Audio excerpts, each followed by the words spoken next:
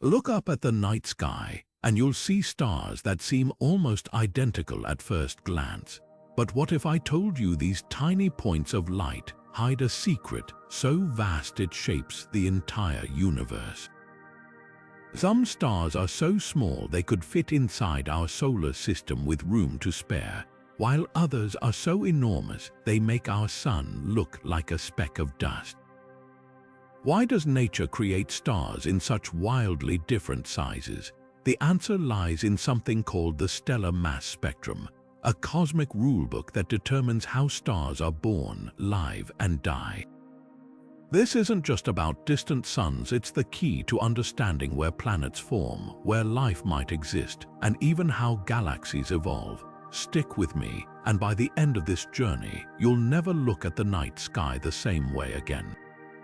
We're about to unravel why stars come in every size imaginable, from faint embers to celestial giants, and what that means for the story of our universe. Now let's break down the fundamentals. Stellar mass is simply how much material a star contains, measured in terms of our sun's weight. Think of it like a cosmic fingerprint. This one number determines nearly everything about a star's existence. A star's mass controls how hot it burns, how brightly it shines, and even how long it lives. The smallest stars, called red dwarfs, might weigh just 8% of our sun, barely enough to ignite nuclear fusion in their cores. At the other extreme, blue giants can tip the scales at over 100 times the sun's mass, blazing with such intensity they could outshine entire galaxies. This staggering range isn't random, it's the universe's way of creating stars for every purpose. Lighter stars conserve fuel like careful savers, glowing faintly for trillions of years, while massive stars live fast and die young, spending their enormous energy reserves in mere millions of years. Even their colors tell the story: red for cool and modest, blue for searing and extravagant. The next time you gaze at the night sky, remember those twinkling lights are actually a spectacular display of cosmic accounting, where every star's mass writes its own unique destiny. Now let's pull back the cosmic curtain to see how stars are born.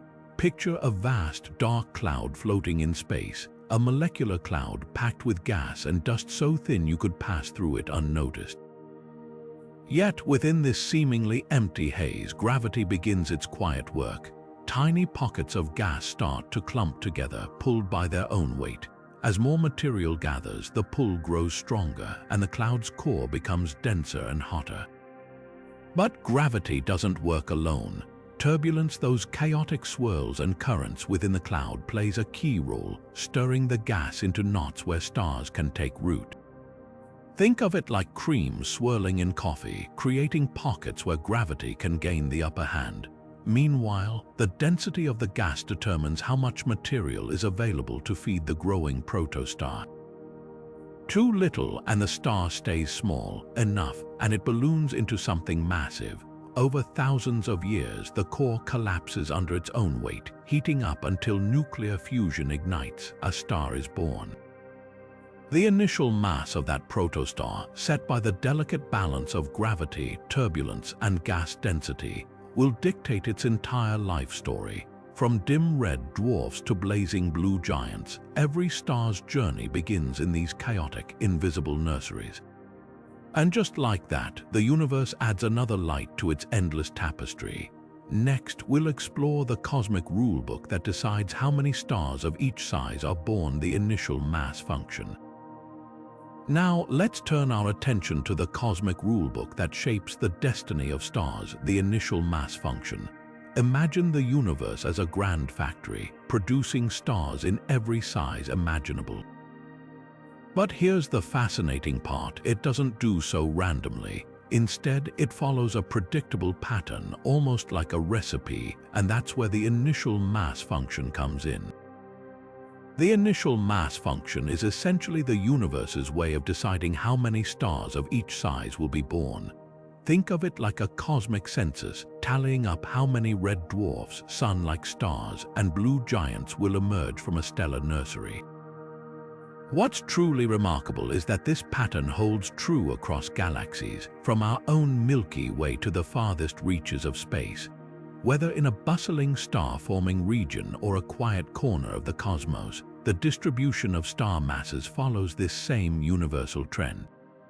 Scientists first noticed this pattern decades ago, and it's become one of the cornerstones of astrophysics. The initial mass function tells us that small stars are far more common than massive ones. For every colossal blue giant, there are countless tiny red dwarfs flickering in the darkness. This isn't just a local quirk, it's a fundamental feature of star formation everywhere. But why does this matter? Because the initial mass function shapes everything from a galaxy's brightness to its lifespan.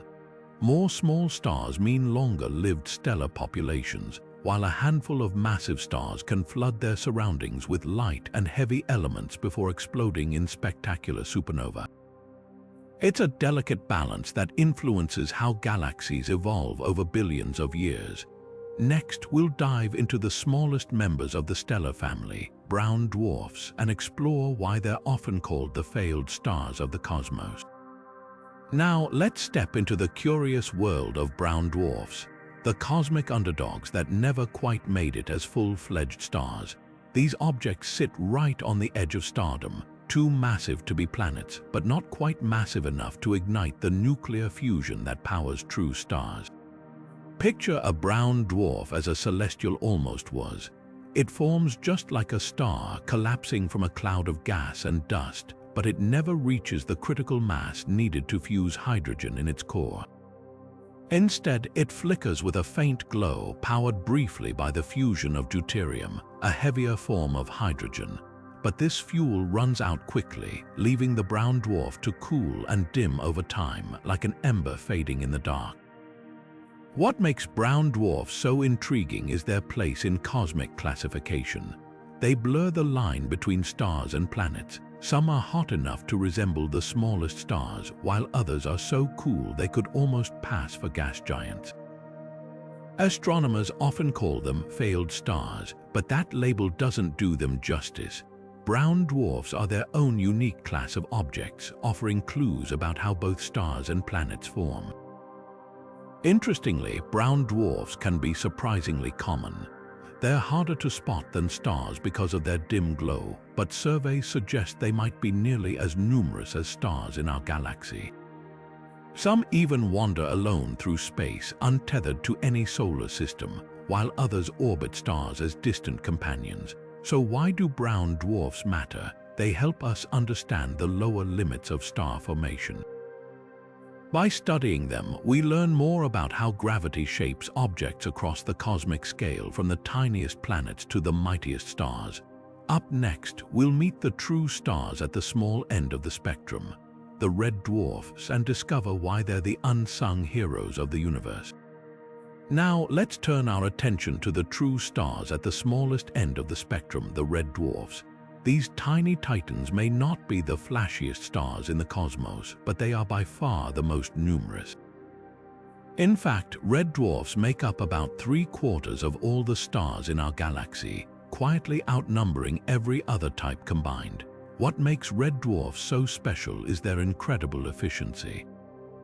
With masses as low as 8% that of our Sun, they burn their fuel at a much slower rate. While a star like ours will shine for roughly 10 billion years, a red dwarf can keep glowing for trillions of years, far longer than the current age of the universe.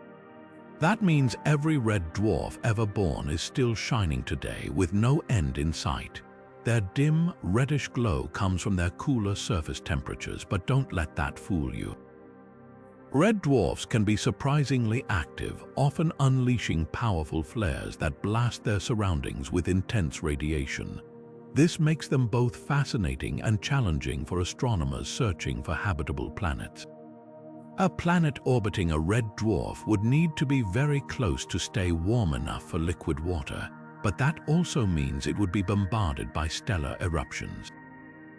Despite their small size, red dwarfs play a huge role in the cosmic story. Their sheer numbers mean they've shaped the evolution of galaxies, and their long lifespans ensure they'll be around to witness the universe's distant future. Some scientists even speculate that red dwarfs could be the last stars shining when all others have burned out. So while they might not grab headlines like their massive blue cousins, red dwarfs are the unsung heroes of the stellar world, steady, enduring, and everywhere. Up next, we'll explore stars like our own sun and why they strike the perfect balance for life as we know it. Now, shifting our gaze to the middle of the stellar mass spectrum, we find stars like our own sun neither too big nor too small, but just right for fostering life. These sun-like stars occupy what astronomers call the Goldilocks zone of stellar masses, typically ranging from about 80% to 120% the mass of our sun. What makes these stars so special is their balance. They burn steadily for billions of years, providing a stable source of light and heat without the violent outbursts seen in smaller red dwarfs or the short, fiery lives of massive blue giants. This stability is key for planets orbiting in their habitable zones where temperatures allow liquid water to exist, a crucial ingredient for life as we know it. Our Sun, for example, has shone reliably for roughly 4.6 billion years, with another 5 billion or so left before it expands into a red giant. That long, steady lifespan gives life plenty of time to emerge and evolve. Planets in a sun-like star's habitable zone also avoid the extreme tidal locking that can plague red dwarf systems, where one side of a planet always faces the star, creating scorching days and freezing nights. Another advantage is their brightness. Sun-like stars emit enough ultraviolet radiation to drive the chemical reactions needed for life, but not so much that they strip away planetary atmospheres. This delicate balance makes them ideal candidates in the search for Earth-like worlds. In fact, many of the most promising exoplanets discovered so far orbit stars similar in size and temperature to our Sun. Yet, sun-like stars aren't as common as you might think. They make up only about 10% of the stars in our galaxy, far outnumbered by red dwarfs. But their rarity doesn't diminish their importance. Their stability, longevity, and gentle energy output make them the best places to look for signs of life beyond our solar system. As we move forward, we'll dive into the dazzling but short-lived lives of the universe's true heavyweights, blue giants, and how their explosive endings seed the cosmos with the building blocks of new stars and planets. Now, let's turn our attention to the dazzling giants of the cosmos, blue giants.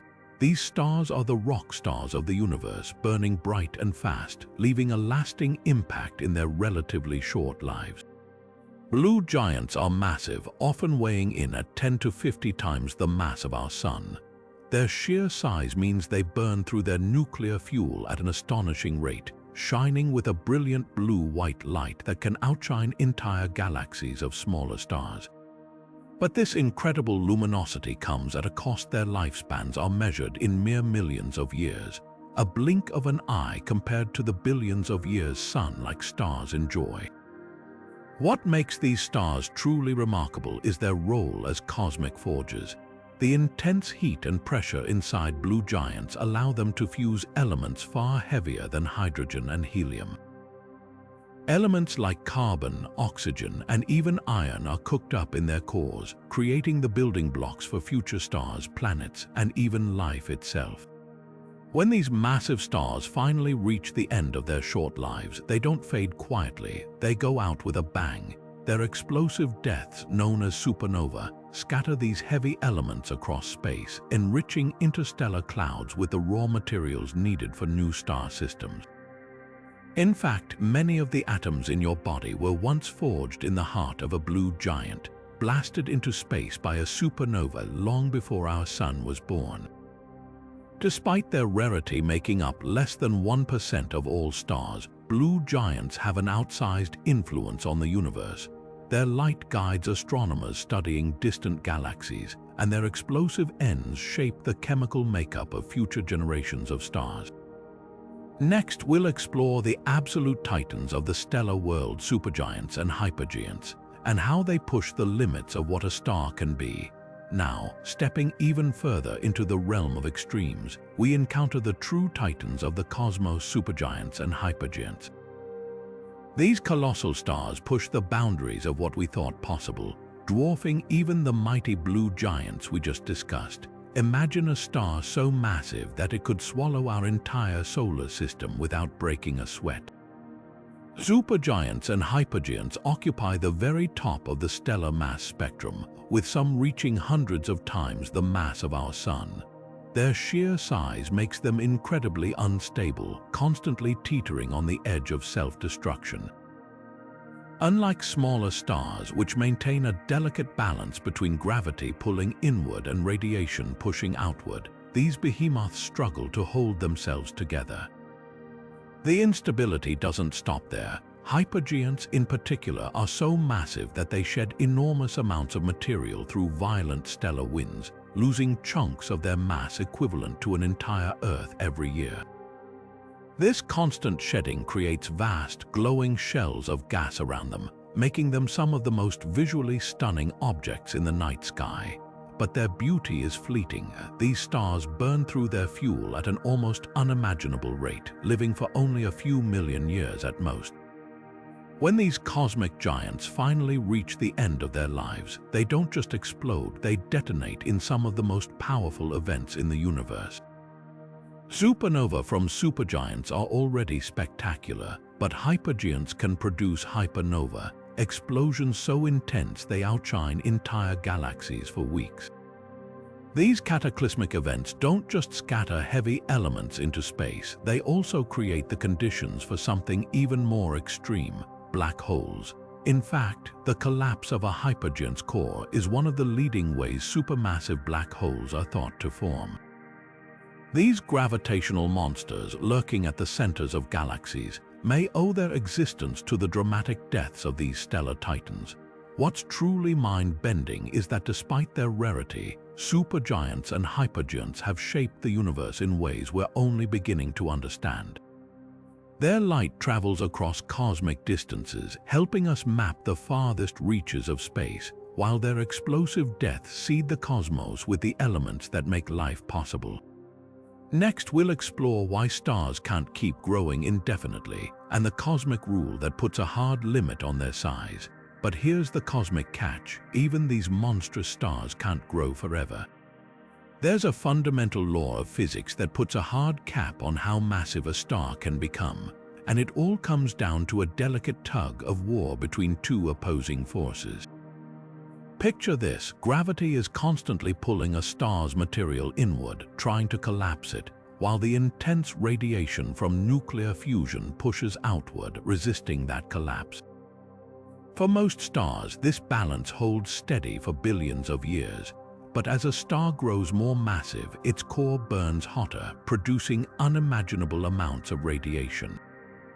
Eventually, there comes a point where the outward pressure of that radiation overwhelms gravity's grip.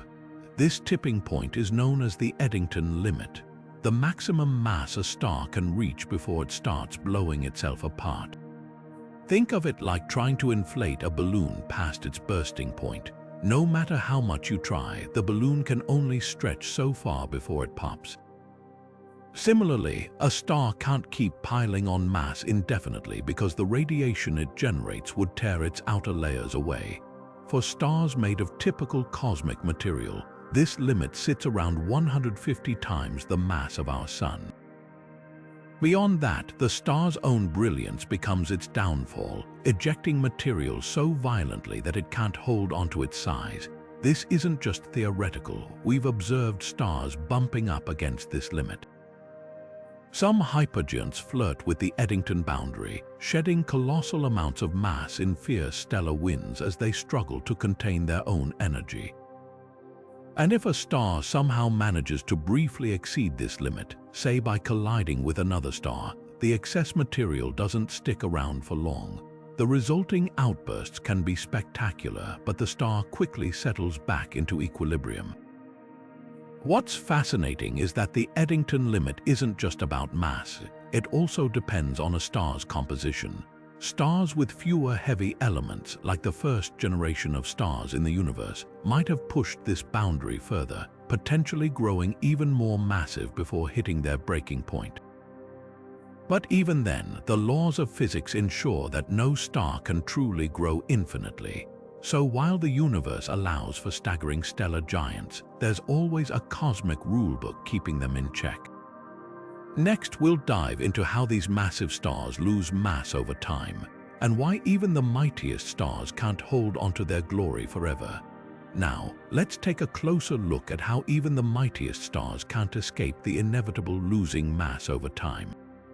Stellar winds play a huge role in this process, acting like a cosmic sandblaster that slowly erodes a star's outer layers. Imagine a star so luminous that its radiation doesn't just light up space, it physically pushes gas and dust away from its surface. That's exactly what happens in massive stars. Their cores generate so much energy that the photons streaming outward exert pressure on the star's outer atmosphere, driving powerful winds that can reach speeds of millions of miles per hour. Over time, these winds strip away material, sometimes shedding an entire sun's worth of mass in just a few million years. The bigger and hotter the star, the more intense these winds become. Blue supergiants, for example, lose mass at an astonishing rate, with some blowing off the equivalent of Earth's mass every few days. This constant shedding doesn't just shrink the star, it also changes its fate. A star that starts life with 200 times the sun's mass might end its days with only half that, all because of these relentless stellar winds. But it's not just about speed and force. The composition of these winds matters too. Heavy elements like carbon, oxygen, and iron forged in the star's core get swept up and scattered into space, enriching the surrounding galaxy. This cosmic recycling is how the raw materials for new stars, planets, and even life itself get distributed across the universe. Interestingly, stellar winds aren't always steady. Some stars experience violent outbursts, ejecting massive clumps of material in sudden eruptions. These events can dramatically alter a star's structure and even trigger spectacular light shows, like the luminous blue variables that flare up unpredictably, shedding entire solar masses in a single event. So while gravity might shape a star's birth, it's these fierce stellar winds that sculpt its life, and ultimately its death. Next, we'll explore how stars in binary systems can steal or surrender mass, adding another twist to their already dramatic lives. Now let's turn our attention to the cosmic dance of stars that don't travel alone. In binary and multiple star systems, gravity doesn't just bind stars together, it reshapes them. Picture two stars orbiting each other, so close that their gravitational pull can stretch and distort their outer layers. Over time, this tug of war can lead to one star stealing material from the other, a process called accretion. The star with stronger gravity acts like a cosmic vacuum, siphoning gas from its companion. This stolen mass can dramatically change both stars. The donor star shrinks, sometimes losing so much material it becomes a stripped-down remnant. Meanwhile, the thief grows heavier, potentially altering its own evolution. In extreme cases, this can turn a modest star into a blue straggler, appearing younger and hotter than it should be. But the drama doesn't stop there. Some binary systems take mass transfer to violent extremes. If one star is a dense neutron star or black hole, its gravity can rip gas from its partner at such high speeds that the material spirals inward, glowing intensely as it forms an accretion disk. These systems often produce X-rays, lighting up the cosmos like celestial lighthouses. Even more fascinating is how these interactions can trigger stellar explosions. If a white dwarf gains too much mass from its companion, it can cross a critical threshold and detonate as a Type Ia supernova, a brilliant event so predictable astronomers use it to measure cosmic distances. And let's not forget triple or quadruple star systems where the gravitational chaos multiplies. Stars in these crowded neighborhoods can eject one another at high speeds, creating runaway stars that streak across the galaxy. Others may merge entirely, forming a single, more massive star with a turbulent history written in its chemistry. What's clear is that in multi-star systems, mass isn't just a static property, it's a prize to be won, lost, or shared. Next, we'll see how the birthplace of stars influences their size, diving into the bustling environments of stellar nurseries. Now, let's step into the bustling factories of the cosmos stellar nurseries where stars are born amid swirling clouds of gas and dust. These vast, turbulent regions are the cradles of stellar diversity, where the chaos of creation shapes the sizes of newborn stars. Inside these nurseries, gravity pulls together pockets of gas, but it's not the only force at play. Turbulence stirs the mix, creating dense knots that collapse into protostars. The more material a knot gathers, the heftier the star it forms. But here's the twist: the environment itself acts like a cosmic referee. In crowded nurseries where gas is plentiful, stars tend to grow larger, feasting on the abundant fuel around them. In quieter corners where resources are scarcer, stars stay small, making do with what they can collect. Radiation from nearby massive stars also plays a role.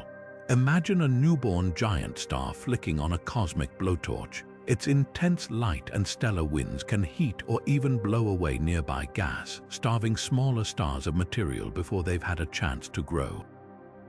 This means that even in the same nursery, stars can end up with wildly different masses, simply because of where they were born. Then there's the question of competition. In dense clusters, protostars jostle for gas-like siblings, fighting over the last slice of cake. The strongest gravitational pull wins, leaving smaller stars to scrape by. This ruthless cosmic struggle ensures that while a few stars balloon into giants, most remain modest in size. What's remarkable is that despite the chaos, patterns emerge. Across galaxies, stellar nurseries produce a predictable mix of stars, a handful of heavyweights, a crowd of medium-sized stars like our Sun, and countless tiny red dwarfs. This universal recipe hints at hidden rules governing the chaos, rules astronomers are still deciphering. Next, we'll pit two leading theories against each other, exploring how scientists debate the very blueprint of star formation. Now, let's turn our attention to one of the most fascinating debates in astrophysics, the battle of the initial mass function models. On one side, we have the Salpeter IMF, a classic framework proposed in the 1950s by Edwin Salpeter.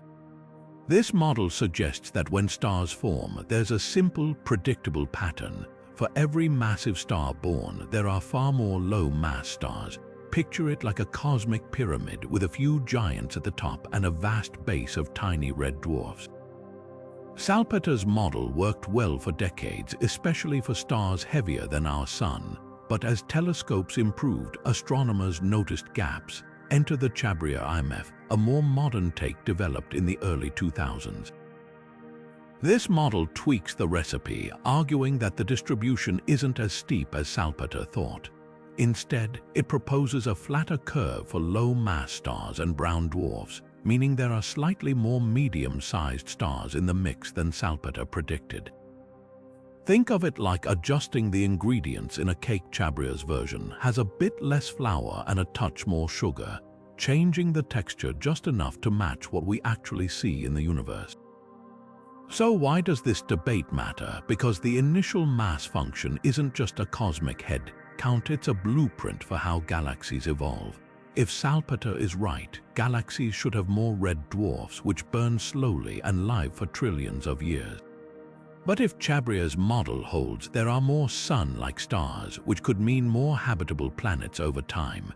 The choice between these models affects how we predict the number of supernovae, the growth of black holes, even the chemical makeup of future stars.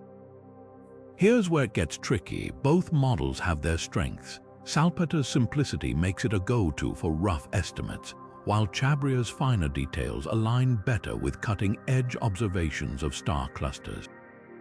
Yet neither can fully explain why the IMF seems so consistent across different galaxies, as if some universal law is quietly enforcing order amid the chaos of star birth. As we peer deeper into stellar nurseries with next-generation telescopes, this debate is far from settled. but one thing's certain: the answer will reshape our understanding of how stars and the worlds around them come to be. Up next, we'll explore the tools astronomers use to weigh these celestial giants, diving into the clever tricks that reveal a star's mass. Now, let's pull back the curtain on how astronomers actually measure the mass of stars, because you can't just put a star on a scale. One of the most reliable methods involves binary star systems. When two stars orbit each other, their dance is governed by gravity, and that's where the math comes in. By tracking their orbits, how fast they move, and how far apart they are, scientists can calculate their masses with surprising precision. It's like figuring out the weight of a dancer by watching how they spin around their partner. But what if a star is flying solo? That's where spectral analysis steps in. By splitting a star's light into a rainbow of colors, astronomers can read its spectral lines, tiny fingerprints that reveal temperature, composition, and even motion. Hotter, more massive stars burn brighter and leave distinct marks in their spectra, while cooler, lighter stars tell a different story. It's not as direct as weighing binary stars, but it's a powerful tool for stars without companions. Then there's the trick of gravitational microlensing. When a star passes in front of a more distant one, its gravity bends the background star's light like a magnifying glass. The amount of bending depends on the foreground star's mass, giving astronomers another way to take measurements.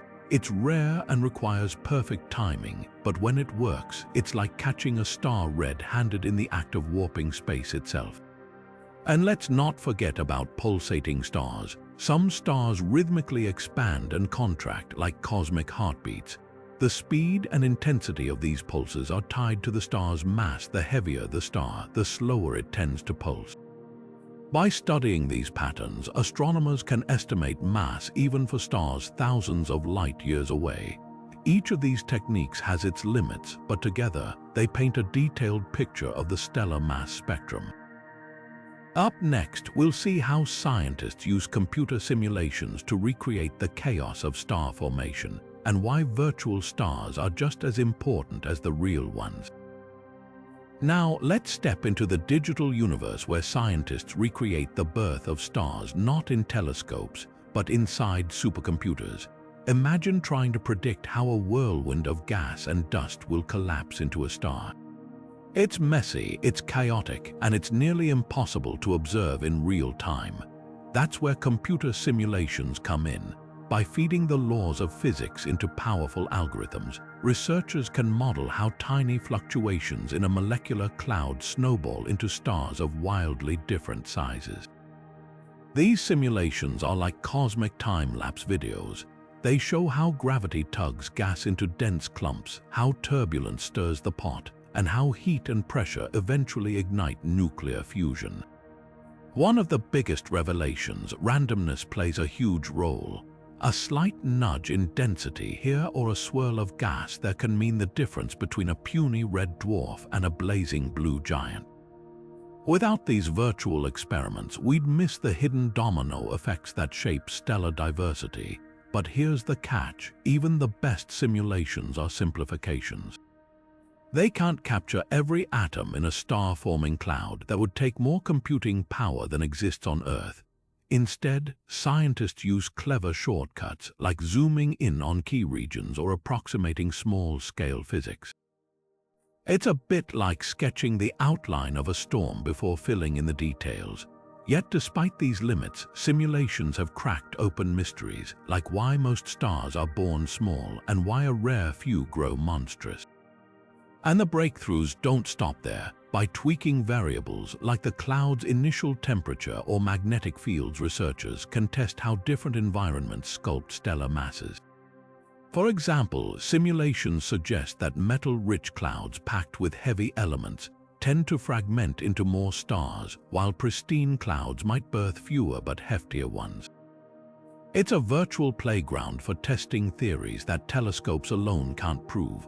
So next time you gaze at the night sky, remember, those twinkling lights didn't just appear. They're the survivors of a cosmic lottery shaped by forces we're only beginning to map, one line of code at a time. Up next, we'll explore how the ingredients of a star's birthplace, like its stash of heavy elements, tilt the scales toward certain sizes. Now, let's talk about the cosmic recipe that shapes stars specifically, how the ingredients in a star's birthplace influence its size. Think of a molecular cloud like a giant mixing bowl. The amount of heavy elements, or what astronomers call metallicity, plays a huge role in determining whether you end up with a tiny red dwarf or a colossal blue giant. Heavy elements, anything heavier than hydrogen and helium, act like cosmic sprinkles in the gas cloud. The more of these elements you have, the more efficiently the cloud can cool down. Cooler gas clumps together more easily, allowing gravity to carve out smaller, denser pockets. That's why metal-rich clouds tend to fragment into lots of smaller stars, like a sheet of cookie dough cut into bite-sized pieces. But what if the cloud is almost pure hydrogen and helium, like the early universe? Without heavy elements to shed heat, the gas stays hotter and resists breaking apart. These pristine clouds often collapse into fewer but much more massive stars. It's like trying to divide a thick blob of molten caramel. You're more likely to end up with one big lump than a bunch of small ones. Here's where it gets even more interesting. Heavy elements don't just affect cooling, they also influence how light interacts with the gas. Dust grains made of metals and silicates absorb starlight and re-radiate it as heat, further helping the cloud fragment.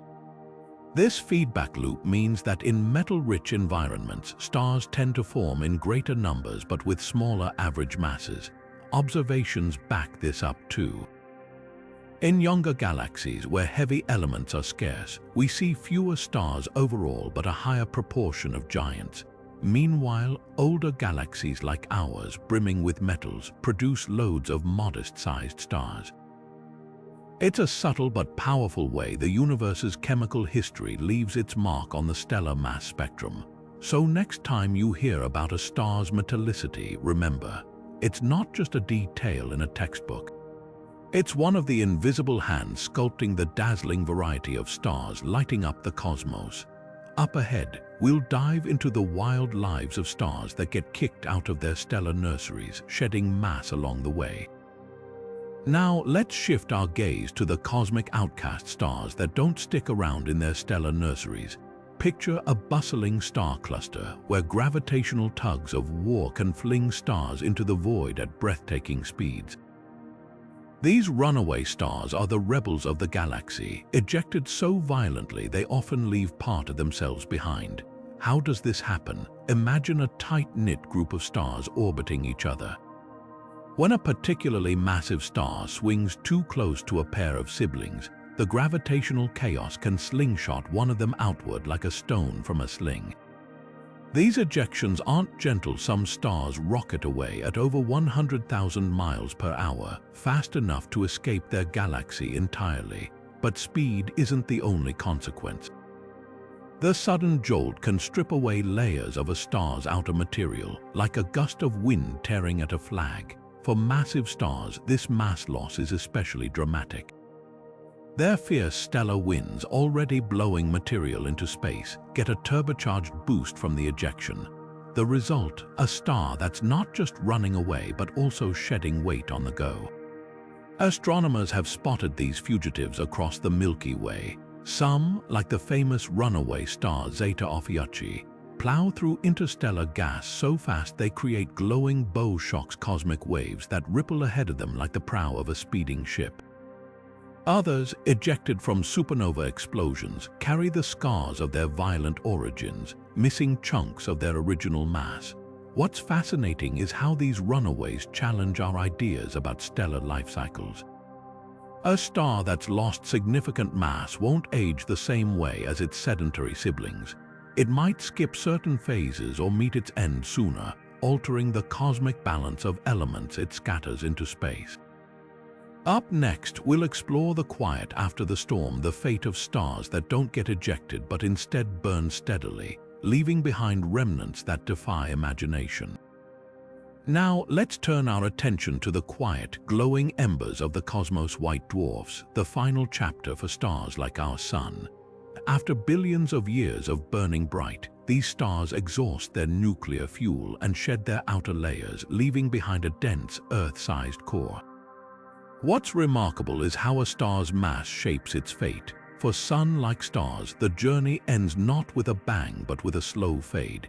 As they run out of hydrogen, then helium, they puff up into red giants, casting off their outer shells in shimmering planetary nebulae. What remains is the white dwarf, a stellar cinder so dense that a teaspoon of its material would weigh as much as an elephant. But there's a limit to how heavy these remnants can get. Enter the Chandrasekhar limit, named after the brilliant astrophysicist who discovered it. This cosmic rule states that no white dwarf can exceed about 1.4 times the mass of our Sun. Cross that threshold and gravity overwhelms the star's structure, triggering a cataclysmic collapse. Why does this matter? Because white dwarfs hovering near this limit often steal mass from companion stars, inching toward disaster. Some ignite as supernova when they breach the limit, while others simply glow faintly for trillions of years, cooling into black dwarfs, a fate no universe has yet seen given how long it takes. These stellar ghosts teach us about the delicate balance between gravity and quantum forces, a dance that dictates how stars live, die, and leave their mark on the cosmos. Up next, we'll venture into the extremes where stars don't fade quietly, but instead collapse into the universe's most mysterious objects. Now, let's step into the realm of cosmic extremes, where stars don't fade away but instead meet spectacular, violent ends. When a massive star, many times heavier than our Sun, reaches the end of its life, it doesn't go quietly. Instead, it explodes in a supernova, one of the most energetic events in the universe. But what happens next depends entirely on the star's mass. If the collapsing core is between about 1.4 and 3 times the mass of the Sun, something extraordinary occurs. The immense pressure crushes protons and electrons together, forming neutrons. The result, a neutron star, a city-sized object so dense that a sugar cube-sized piece would weigh as much as a mountain. These cosmic powerhouses spin rapidly, some hundreds of times per second, and can have magnetic fields trillions of times stronger than Earth's. But when a dying star's core is even more massive, gravity wins completely. There's no force in nature strong enough to stop the collapse, and the core shrinks into an infinitely dense point, a black hole. Once formed, its gravitational pull is so intense that not even light can escape. The boundary around it, called the event horizon, marks the point of no return. What's fascinating is how fine the line is between these two fates. A fraction more mass and a neutron star tips over into a black hole. This delicate balance shows just how precise the universe's rules are. And while neutron stars reveal themselves through pulsating beams of radiation or gravitational waves, black holes remain hidden, detectable only by their effects on nearby matter.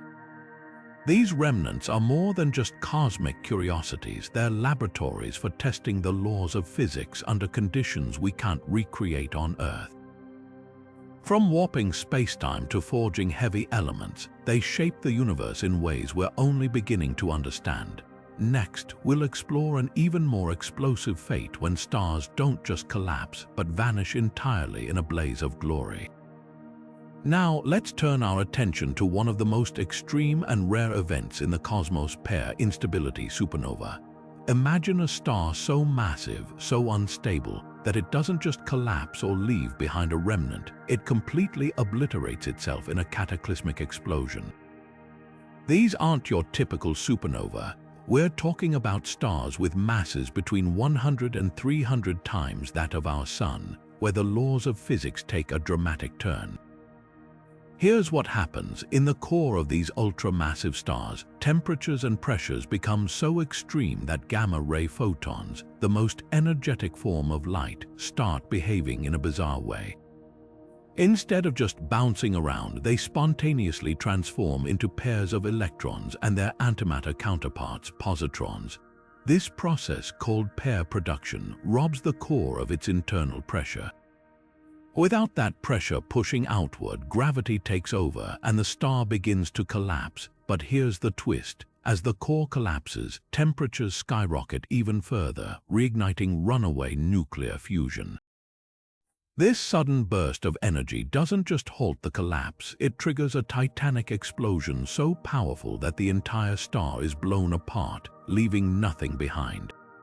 No neutron star, no black hole, just a vast cloud of stellar debris scattered into space. These explosions are so energetic that they outshine entire galaxies for brief moments, and they're responsible for seeding the universe with some of the heaviest elements like gold and uranium. What's even more fascinating is that pair instability supernova might have been far more common in the early universe, when the first generation of stars, known as population 3 stars, were likely this massive. While we've never directly observed one of these cosmic fireworks in action, astronomers are on the hunt. Next-generation telescopes might soon catch one in the act, giving us a front-row seat to one of the universe's most violent and spectacular events. Up next, we'll journey back in time to explore those very first stars and how their extreme masses shaped the cosmos as we know it. Now, let's travel back in time, way back, to the very dawn of the universe when the first stars flickered to life in the cosmic darkness. These weren't just any stars, they were the pioneers, the ones that lit up a universe still in its infancy. Astronomers call them population 3 stars, and they were unlike anything we see today. Picture this, a universe filled only with hydrogen, helium, and trace amounts of lithium. No heavy elements, no planets, no galaxies, just vast, pristine clouds of gas collapsing under their own gravity. Without heavier elements to help cool these clouds, the first stars had to form under extreme conditions, growing to staggering sizes. Current theories suggest they could have been hundreds of times more massive than our Sun, some possibly even reaching 1,000 solar masses. These giants burned hot and fast, their lives measured in mere millions of years instead of billions, but in that short time they changed everything.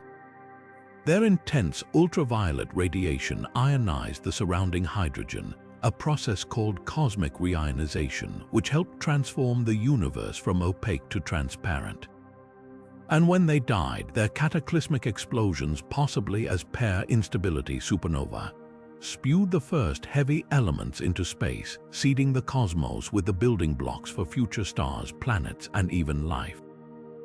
Here's the wild part, we've never actually seen a population 3 star.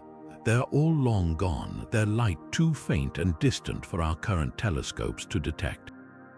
But their fingerprints are everywhere. The ancient gas clouds they enriched, the patterns of reionization, even the chemical makeup of the oldest stars we can observe, all hint at their existence. The hunt for these cosmic ancestors is one of astronomy's greatest challenges. Next-generation telescopes like the James Webb Space Telescope are peering deeper into the early universe than ever before, hoping to catch a glimpse of their distant glow. If we find them, it would be like uncovering the missing first chapter of our cosmic story. Up next, we'll dive into even more exotic possibilities, stars made of quark matter or even dark matter, and ask whether these theoretical objects could exist in the universe today. Now, let's venture into the realm of the truly bizarre, where the laws of physics twist into shapes we can barely imagine. Beyond the familiar stars and black holes, there are theoretical objects so strange they push the boundaries of what we think is possible. Enter quark stars and dark matter stars, cosmic oddities that might just exist in the universe's hidden corners. First up, quark stars. Picture a neutron star, that incredibly dense remnant of a supernova, where matter is packed so tightly that atoms collapse into a sea of neutrons. But what if the pressure gets even more extreme? Under these conditions, neutrons themselves might break apart, dissolving into their fundamental building blocks, quarks. The result, a quark star, a hypothetical object denser than anything we've ever observed, where matter exists in a state unlike anything in our everyday experience. These stars would be tiny, maybe just 10 miles across, but with masses several times that of our Sun. Their surfaces could be smoother than a neutron star's, and their interiors might contain exotic phases of matter with names like strange quark soup. The wildest part, some theories suggest quark stars could form fleeting, unstable bridges between neutron stars and black holes, offering a glimpse into the universe's most extreme physics. Then there's the even more mysterious dark matter star. Unlike ordinary stars which shine by fusing hydrogen, these would be powered by something invisible, dark matter. Imagine a star where dark matter particles collide and annihilate at the core, releasing energy that keeps the star glowing. Because dark matter doesn't interact with light the way normal matter does, these stars could be nearly transparent, invisible to traditional telescopes. The catch: we've never definitively spotted one, but some astronomers speculate that certain unusual cosmic objects like faint, puffy stars with unexpected energy outputs might be candidates. If dark matter stars exist, they'd rewrite the rules of stellar evolution, proving that the universe has more tricks up its sleeve than we ever dreamed. What's fascinating is that these exotic objects aren't just science fiction. They're grounded in real physics, even if they're still waiting to be discovered. And if they're out there, they could hold the keys to understanding some of the universe's deepest mysteries, from the nature of dark matter to the ultimate fate of matter under extreme pressure. Up next, we'll zoom out to see how the distribution of star masses shapes entire galaxies, connecting the dots between stellar diversity and the grand story of cosmic evolution. Now, let's step back and see how these stars, from the tiniest red dwarfs to the most massive hypergiants, shape the galaxies they call home. The mix of star sizes isn't just a cosmic curiosity, it's a driving force behind how galaxies grow, change, and even light up the universe. Think of a galaxy like a giant engine with stars as its moving parts. The smallest stars, red dwarfs, are the slow-burning fuel that keeps the galaxy running for trillions of years. They might not shine brightly, but their sheer numbers add up, quietly contributing to the galaxy's overall glow. On the other end, massive stars are the flashy power players. They live fast, die young, and in their explosive deaths, they scatter heavy elements like oxygen, carbon, and iron across space, ingredients that will eventually form new stars, planets, and even life. But here's where it gets really interesting. The way stars are distributed, how many small, medium, or massive ones there are, affects everything from a galaxy's brightness to its structure. Galaxies with lots of massive stars tend to be more luminous and blue, their intense radiation heating up surrounding gas and dust. Meanwhile, galaxies dominated by smaller stars often appear redder and calmer, with less turbulence in their interstellar clouds. Star formation itself is a delicate dance. When massive stars explode as supernova, they can trigger new star birth by compressing nearby gas clouds. But they can also blow those clouds apart, shutting down star formation entirely. This feedback loop where stars both create and destroy the conditions for their own birth helps explain why some galaxies are bustling stellar nurseries while others are quiet and aging. And let's not forget the role of stellar winds. Massive stars don't just explode, they also shed material through powerful winds during their lives.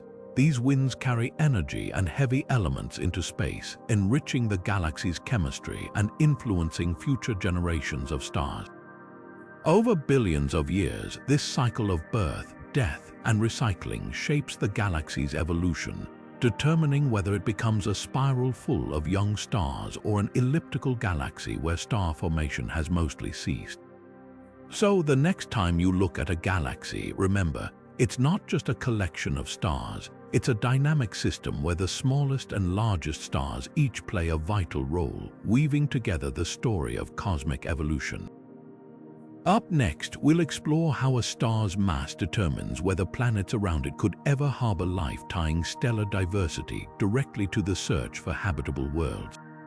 Now, let's turn our attention to one of the most fascinating connections in astronomy, how a star's size shapes the potential for life around it. The habitable zone, often called the Goldilocks zone, isn't a fixed distance from every star. Instead, it shifts dramatically depending on the star's mass and temperature. Take a small red dwarf, for example. These stars are cool and dim, so their habitable zone sits much closer in. A planet would need to orbit almost snugly around the star to receive enough warmth for liquid water. But there's a catch. Being so close means the planet might become tidally locked, with one side perpetually scorched by the star's glare and the other frozen in darkness. Plus, red dwarfs are notorious for flaring, bombarding nearby planets with radiation that could strip away atmospheres. Now, consider a star like our Sun. Its habitable zone lies at a comfortable distance where Earth orbits. Sun-like stars offer a stable, middle-ground environment, enough warmth to sustain liquid water without the extreme tidal forces or radiation risks of their smaller counterparts. Planets here have a better shot at maintaining balanced climates over billions of years, giving life the time it needs to emerge and evolve. On the other end of the spectrum, massive blue stars blaze with such intensity that their habitable zones are pushed far outward. But these stars are fleeting. They burn through their fuel so quickly that any planets in their habitable zones wouldn't have enough time to develop complex life before the star explodes in a supernova. It's like building a house on a foundation that's about to collapse. The stability of a habitable zone also depends on the star's lifespan. Red dwarfs, though temperamental, can shine for trillions of years, offering a long window for life to adapt. Sun-like stars provide a generous few billion years, but massive stars, their habitable zones are cosmic flash-in-the-pan scenarios. So, when we search for life beyond our solar system, stellar mass isn't just a detail, it's a defining factor. The size of the star determines where the sweet spot for life could exist, how long it lasts, and even whether life would face constant cosmic hurdles. Up next, we'll look at the cutting-edge tools astronomers are using to refine our understanding of star formation and mass distribution, because the more we learn, the better we can pinpoint where life might thrive. Now, let's peer into the future, because the next generation of telescopes and space missions is set to revolutionize how we study stellar mass. Imagine having sharper eyes to see deeper into star-forming regions, or tools precise enough to weigh newborn stars with unprecedented accuracy. That's exactly what's coming. First up, the James Webb Space Telescope, already delivering stunning images, is just getting started. Its infrared vision cuts through cosmic dust, revealing the hidden cradles where stars are born. By studying these nurseries in detail, Webb will help us understand why some clouds collapse into tiny red dwarfs while others form massive blue giants. Then there's the European Extremely Large Telescope, or ELT, slated to begin operations later this decade. With a mirror nearly the size of a soccer field, it'll capture light from the earliest stars in the universe, those hypothesized giants from cosmic dawn. Their masses could hold clues about how star formation worked when the universe was young and pristine.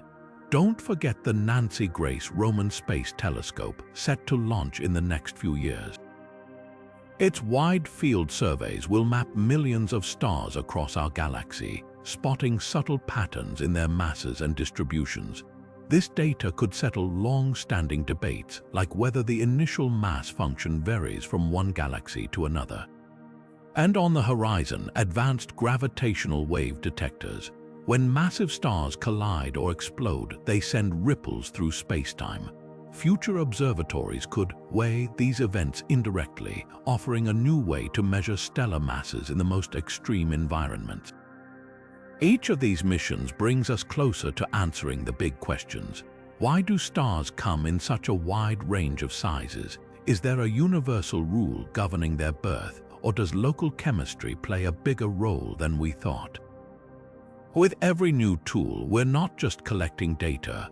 We're rewriting the story of how stars and the worlds around them come to be. Next, we'll tackle some common myths about star sizes, because even in astronomy, misconceptions can shine as brightly as the truth. Now let's clear up some cosmic confusion, because when it comes to stars, not everything you've heard is written in the stars themselves. One of the biggest myths out there is that bigger stars are older. It sounds logical, right, like trees growing over time, but in reality, the opposite is often true. Massive stars burn through their fuel at an astonishing rate, living fast and dying young, sometimes in just a few million years. Meanwhile, tiny red dwarfs can sip on their hydrogen for trillions of years, outlasting nearly every other star in the universe.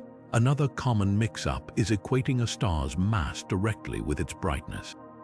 Sure, a heavyweight blue giant will outshine our sun by millions of times, but brightness isn't just about size. Temperature plays a huge role too. A smaller, hotter star can appear brighter than a larger, cooler one. It's like comparing a compact but blazing flashlight to a dimmer, oversized lantern. Then there's the idea that all stars are born alone.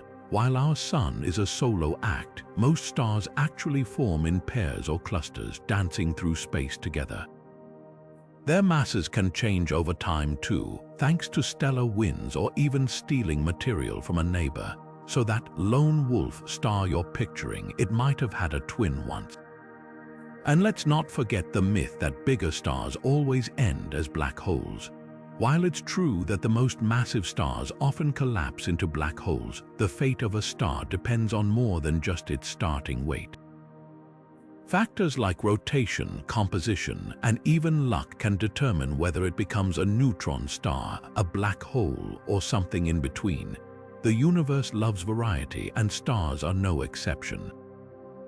By busting these myths, we get closer to understanding the true nature of these cosmic wonders, each one a unique story written in light and gravity. Up next, we'll put you in the spotlight with a fun question. If you were a star, how massive would you be?